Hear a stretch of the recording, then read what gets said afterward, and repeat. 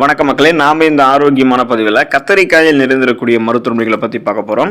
கத்தரிக்காயை நம்ம எப்போதுமே அளவோடு தான் சாப்பிடணும். கூடுமான வரைக்கும் கத்தரிக்காயை பிஞ்சு கத்தரிக்காய்ங்க சாப்பிடுவது நல்லது. ஏன்னா முற்றிய காய்கள் ஒரு சிலருக்கு சருமத்தில் தோல் சார்ந்த பிரச்சனைகளை ஏற்படுத்தலாம், அலர்ஜி போன்ற பிரச்சனைகளையும் ஏற்படுத்தலாம். எனவே கத்தரிக்காயில் விட்டமின் சத்துக்கள், தாதுக்கள், ஆன்டி ஆக்சிடென்ட்கள் நிறைந்திருக்கு. இது இதயத்தினுடைய தசைகளை ஆரோக்கியமாக வைக்கிறதுக்கு உறுதுணையாக இருக்கும். ஏன்னா கத்தரிக்காயில் இருக்கக்கூடிய ஒரு விதமான வேதிப்பொருள் தான் இதய தசைகளை ஆரோக்கியமாக வைத்து இதயத்திற்கு பலத்தை கொடுக்கிறது.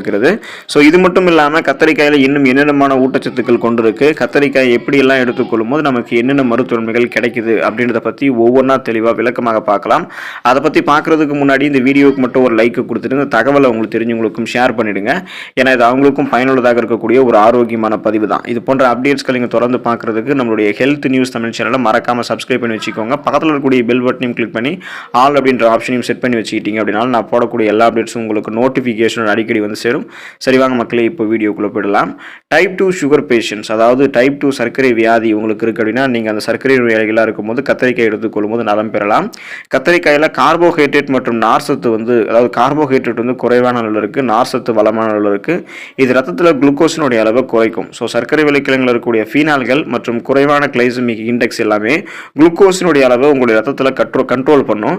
எனவே இது டைப் 2 சர்க்கரை நோயாளிகளுக்கு ஒரு அந்த நோய்க்கு அருமருந்தாக இருக்குது. அப்போ சுகர் பேஷண்ட்ஸ் குறிப்பாக டைப் 2 சுகர் பேஷண்ட்ஸ் கத்தரிக்காய் எடுத்துக்கொள்ளும் போது ரத்தத்தில் இருக்கக்கூடிய சர்க்கரையினுடைய அளவு கட்டுப்பாடோடு இருக்கும். நாளடைவில் அந்த சுகர் ப்ராப்ளத்திலிருந்து விடுபடுவதற்கு கத்தரிக்காய் உறுதுணையாக இருக்கும். இதயம் ஆரோக்கியமாக இருக்கிறதுக்கு கத்தரிக்காய் எடுத்துக்கொள்ளலாம். கத்தரிக்காயில் இருக்கக்கூடிய folate, magnesium, potassium, vitamin B3, vitamin B6, anti ஆக்சிடென்ட்கள் மற்றும் பீட்டா கரோட்டின் நெஞ்சு வலி ஏற்படுவது தவிர்ப்பதற்கு உதவிகரமாக இருக்கும். சர்க்கரை விளைக்கிழங்கில் இருக்கக்கூடிய பைட்டோ நியூட்ரியன்ஸ்கள் ரத்தத்தில் இருக்கக்கூடிய தேவையில்லாத ரத்த நாளங்களில் படிந்திருக்கக்கூடிய கொலஸ்ட்ரால்கள்லாம் குறைச்சி ரத்த ஓட்டம் சீராக இருக்கிறதுக்கு, இதயத்துக்கு ரத்த ஓட்டம் சீராக பாயிறதுக்கு, இதய துடிப்பெல்லாம் சீராக இருக்கிறதுக்கு உறுதுணையாக இருக்கும். இதனால் ரத்த நாளங்கள் மிக இயல்பான அளவில் சுருங்கி விரிஞ்சு இதயத்துக்கு ரத்தத்தை அனுப்புறதால மாரடைப்பு, பக்கவாதம் போன்ற எந்த விதமான இதயம் சார்ந்த பிரச்சனைகளும் இருக்காது. கத்தரிக்காயில் இருக்கக்கூடிய ஒரு வேதிப்பொருள் இதயத்தினுடைய தசைகளை வலுப்படுத்துது. ஸோ அதுக்கு நம்ம கத்தரிக்காய் எடுத்துக்கொள்ளலாம். மூளை ஆரோக்கியமாக இருக்கிறதுக்கு கத்தரிக்காய் எடுத்துக்கலாம்.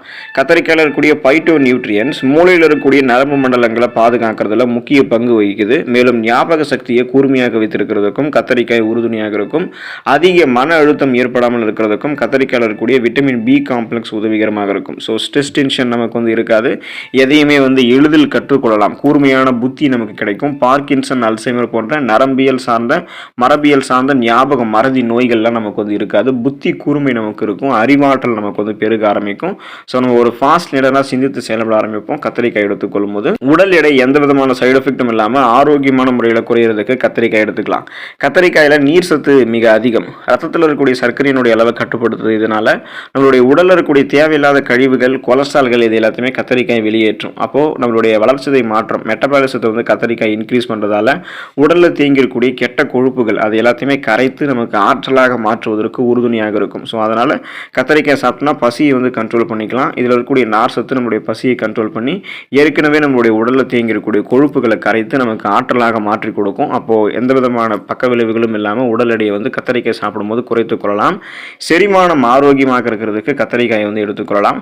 தக்காளி மற்றும் கத்தரிக்காயினால் தயாரிக்கப்பட்ட சூப் செரிமானத்திற்கு நன்றாக உதவிகரமாக இருக்கும். எரிச்சல், வாயு, ஹெமராய்டுகள், கோலிட்டிக்ஸ் இது மாதிரி ஃபேட் உள்ளிட்ட பல விதமான வயிற்றுப்போக்கு பிரச்சனைகளை தீர்க்கிறதுக்கு, செரிமானத்தை ஆரோக்கியமாக வைக்கிறதுக்கு கத்தரிக்காய் தான் உறுதுணையாக இருக்கும். ஏன்னா கத்தரிக்காயில் ஃபைபர் என்று சொல்லக்கூடிய நார் சத்து இருக்குது. இது செரிமானத்தை ஊக்குவிக்கும். குடலில் இருக்கக்கூடிய நல்ல பாக்டீரியாக்களை ஆரோக்கியமாக மேம்படுத்துவதால் செரிமானம் எப்போதுமே நன்றாக இருக்கும். சீரற்ற குடல் இயக்கம், கடுமையான மலச்சிக்கல் போன்ற எந்த விதமான செரிமானம் பிரச்சனை இல்லாமல் செரிமான மண்டலம் தன்னுடைய வேலையை மிக சிறப்பாக செய்கிறதுக்கு கத்தரிக்காய் எடுத்துக்கொள்ளலாம். பாக்டீரியா எதிர்ப்பு தன்மை கொண்டது கத்தரிக்காய். கத்தரிக்காயில் விட்டமின் சி என்று சொல்லக்கூடிய உயிர் சத்து இருக்கிறதால இது ஒரு சிறந்த வைரஸ் மற்றும் பாக்டீரியா எதிர்ப்பானாக செயல்படுது. அதாவது நோய் எதிர்ப்பு சக்தியை நமக்கு கொடுக்குது. அதாவது இம்யூன் பவரை நமக்கு இன்க்ரீஸ் பண்ணுறதால கத்தரிக்காய் நம்ம சாப்பிடும்போது நமக்கு இருக்கக்கூடிய நோய்களான சாதாரண நோய்களான காய்ச்சல், இருமல், சளி, தலைவலி போன்ற நோய்களையுமே குணப்படுத்திக்கலாம். சீசனாக புதுசாக அட்டாக் ஆகக்கூடிய பாக்டீரியா, வைரஸ் போன்ற தொற்று வியாதிகளை வராமல் தடுக்கலாம். நம்மளுடைய சருமத்தில் இருக்கக்கூடிய கிருமிகள் எல்லாமே கூட அழிக்கப்படும். ஸோ அதனால் பார்த்தோம்னா பாக்டீரியா எதிர்ப்பானாக செயல்பட்டு உடலை பலவிதமான நோய்களை தாக்காமல் நமக்கு ஆரோக்கியமாக நம்ம இருக்கிறதுக்கு கத்தரிக்காய் எடுத்துக்கொள்ளலாம். சருமத்திற்கு நலம் சேர்க்கும் கத்தரிக்காய். கத்தரிக்காயில் மினரல்ஸ்கள், விட்டமின்கள், ஃபைபர் என்று சொல்லக்கூடிய சில நார்ச்சத்துக்கள், நீர் சத்துக்களாக இருக்கிறதால இது நம்முடைய தோலை ஈரப்பதமாக வைக்கிறதுக்கும் சாஃப்ட் அண்ட் ஷைனிங்காக, அதாவது மிருதுவாக வைத்திருக்கிறதுக்கும் உதவிகரமாக இருக்கும்.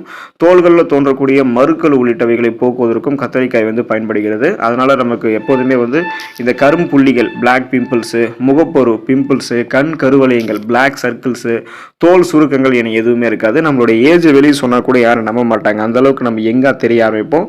அதுபோல் சாஃப்ட் அண்ட் ஷைனிங் ஃபேஸ் வந்து நம்ம பெறுவதற்கு, சருமத்தை எப்போதுமே நலமாக பராமரித்துக் கொள்வதற்கு கத்தரிக்காய்களை நம்மளுடைய உணவுகளை சேர்த்துக்கொள்ளலாம். முடி ஆரோக்கியமாக இருக்கிறதுக்கு கத்தரிக்காய் உறுதுணையாக இருக்கும். கத்தரிக்காயில் இருக்கக்கூடிய மினரல்ஸ்கள், விட்டமின்கள் மற்றும் அதிகமான நீர் சத்து இது எல்லாமே தலைமுடியினுடைய ஆரோக்கியத்திற்கு பெரிதும் உதவியாக இருக்கு.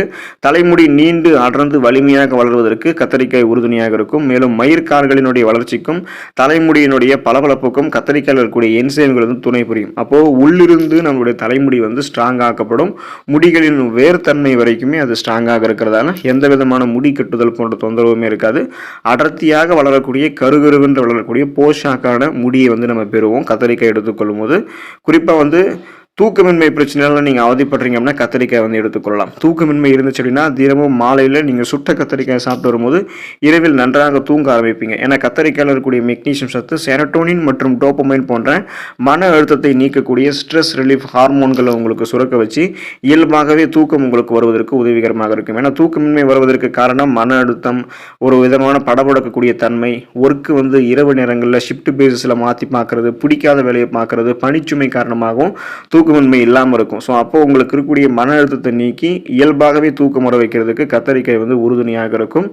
உங்களுக்கு இருக்கக்கூடிய வலி வீக்கம், அந்த வலி வீக்கத்தை எல்லாம் க்யூர் பண்ணுறதுக்கு நீங்கள் கத்தரிக்காயை வந்து க்யூர் பண்ணி எடுத்துக்கலாம். கத்தரிக்காய்களை வந்து பாதியாக வெட்டி சின்ன சின்ன பீஸ் மாதிரி போட்டு மஞ்சள் கலந்து நன்றாக சுட வச்சு அதை வீக்கம் இருக்கக்கூடிய வலி இருக்கக்கூடிய இடங்கள்ல மருந்தாக கட்டுவது ரொம்ப நல்லது. இந்த மாதிரி கட்டினீங்க அப்படின்னா உங்களுக்கு இருக்கக்கூடிய உடல் வலி, உடல் பகுதிகளில் ஏற்பட்டிருக்கக்கூடிய வீக்கம் இது எல்லாமே வந்து சரியாயிடும். ஏன்னா அந்த அளவுக்கு வலிகளை வந்து நிவாரணம் பண்ணக்கூடிய சக்தி வந்து கத்தரிக்காய்க்கு வந்து இருக்கு. குடல் புற்றுநோய்க்கு தீர்வளிக்கிறது கத்தரிக்காய். ஸோ கத்தரிக்காயில் இருக்கக்கூடிய ஃபைபர் என்று சொல்லக்கூடிய நார் சத்து மற்றும் பல விதமான கெமிக்கல்ஸ், வேதிப்பொருள்கள் வந்து நல்ல வேதிப்பொருள்கள் தான். அது எல்லாமே சைடு எஃபெக்ட்ஸ் வந்து நமக்கு விளைவிக்காது.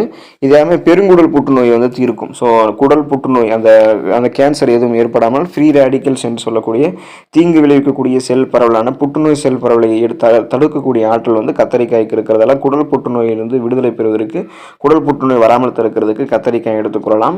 புகைப்பிடிக்கக்கூடிய பழக்கத்தை ஒழிக்கிறதுக்கு, புகைப்பிடிக்கக்கூடிய பழக்கத்தை வந்து விட்டு விடுவதற்கெல்லாம் கத்தரிக்காயை பயன்படுத்தலாம். கத்தரிக்காயில் சிறிதளவு நிக்கோட்டின் இருக்கிறதால புகைப்பிடிக்கக்கூடிய பழக்கம் இருக்கிறவங்க இந்த கத்தரிக்காய் சாப்பிடும் போது அந்த பழக்கத்திலிருந்து விடுபட்டலாம். இது வரைக்குமே நீங்கள் வந்து உங்களுக்கு ஒரு புகைப்பிடிக்க வேண்டும் அப்படின்ற எண்ணம் தோணுச்சு அப்படின்னா கத்தரிக்காயை நீங்கள் சமைத்து சாப்பிடும் போது அது எண்ணம் உங்களுக்கு வந்து போயிடணும். குறிப்பாக புகைப்பிடிக்கிறதால உங்களுடைய உடலில் ஏற்பட்டக்கூடிய அந்த நிக்கோட்டின் நச்சு பொருள் வந்து வெளியேறிடும் நீங்கள் கத்தரிக்காய் எடுத்துக்கொள்ளும் போது. அந்த அளவுக்கு இதில் ஊட்டச்சத்துக்கள் வந்து இருக்கு. ஸோ ரத்த அழுத்தம் உங்களுக்கு சரியாகிறதுக்கு நீங்கள் கத்தரிக்காய் எடுத்துக்கலாம். கத்தரிக்காயில் சோடியத்தினுடைய அளவு வந்து மிக மிக குறைவு அப்படின்றதால ஹை பிபி என்று சொல்லக்கூடிய ஹை பிளட் பிரஷர், உயர் ரத்த அழுத்தம் இருக்கிறவங்க, சிறுநீரகம் சார்ந்த நோய் இருக்கிறவங்க, நெஞ்சு வலி இருக்கிறவங்க, இவங்க எல்லாமே அதில் தப்பி பிழைக்கிறதுக்கு கத்தரிக்காய் எடுத்துக்கொள்ளலாம். ஸோ இது எல்லாத்தையுமே கத்தரிக்காய் வந்து நம்ம என்ன பண்ணோம்னா பிஞ்சு கத்தரிக்காயை சாப்பிட்றது நல்லது. வாரத்தில் ஒரு தடவை சாப்பிடலாம் கத்தரிக்காய். கத்தரிக்காய் வந்து சூட்டை ஏற்படுத்தக்கூடிய பானம் அப்படின்றதால, ஸோ கத்தரிக்காய் வந்து சூட்டை ஏற்படுத்தக்கூடிய ஒரு உணவு அப்படின்றதால அளவோட தான் கத்தரிக்காய் சாப்பிடணும். ஒருவேளை உங்களுக்கு கத்தரிக்காய் ஒத்துக்காதுன்னா நீங்கள் அதை சாப்பிடாமல் இருக்கிறது நல்லது தான். ஏன்னா ஒரு சில பேருக்கு கத்தரிக்காய் வந்து உடலில் வந்து அதிகமான வெப்பத்தை வந்து ஏற்படுத்தும். இதனால் சருமம் சார்ந்த தோல் அரிப்பு போன்ற பிரச்சனைகளை ஏற்படுத்தியும் உடலில் வந்து கட்டிகளை உருவாக்கிடும். ஸோ ரொம்ப எச்சரிக்கையாக இருக்க வேண்டியது அவசியம். அதுக்காக பிஞ்சு கத்தரிக்காய்களை மட்டுமே சாப்பிடுங்க. நலமோடு இருங்க. அடுத்த ஆரோக்கியமான பதிவில் மறக்காமல் சந்திப்போம். நன்றி மக்களே.